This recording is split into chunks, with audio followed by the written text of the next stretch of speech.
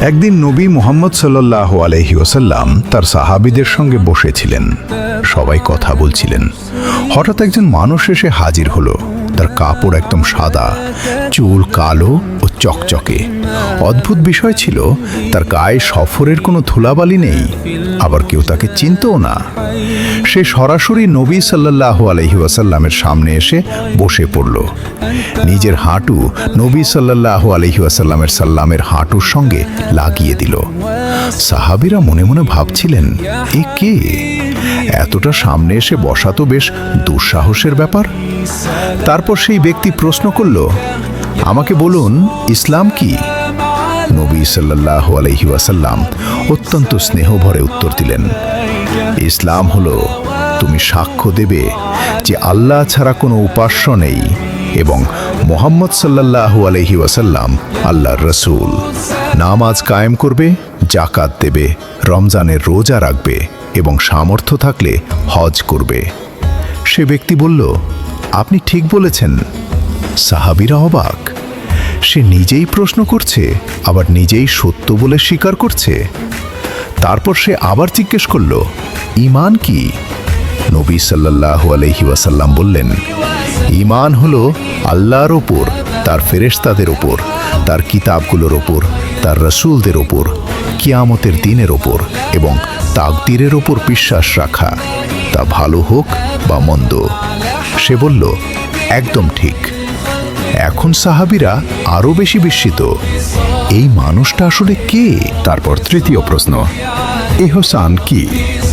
নবী সাল্লাল্লাহু আলাইহি ওয়াসাল্লাম মুচকি হেসে বললেন, ইহসান হলো তুমি আল্লাহর ইবাদত এমনভাবে করবে যেন তুমি তাকে দেখছো, আর যদি তুমি তাকে দেখতে না পারো তবে মনে রাখবে তিনি অবশ্যই তোমাকে দেখছেন। সে বলল, খুব সুন্দর। তারপর সে আবার প্রশ্ন করল, কিয়ামত কবে আসবে? নবী সাল্লাল্লাহু আলাইহি ওয়াসাল্লাম বললেন, যাকে জিজ্ঞেস করা হচ্ছে সে প্রশ্নকারী থেকে বেশি জানে না।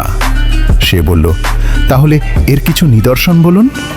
নবী সাল্লাল্লাহু আলাইহি ওয়াসাল্লাম বললেন, যখন দাসী তার মালিককে জন্ম দেবে, আর যখন খালি পায়ে দরিদ্র বকরি চরানো লোকেরা একে অপরের সঙ্গে উঁচু উঁচু দালান বানাতে প্রতিযোগিতা করবে।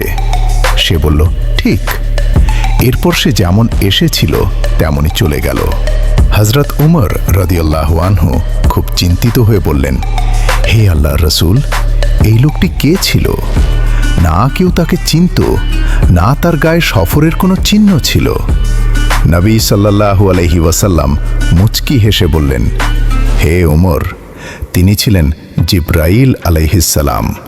তিনি ফেরেশতা, তোমাদের দ্বীন শিক্ষা দিতে এসেছিলেন। সেদিন সব সাহাবী বুঝে গেলেন, এই তিনটি বিষয় সব সময় মনে রাখতে হবে।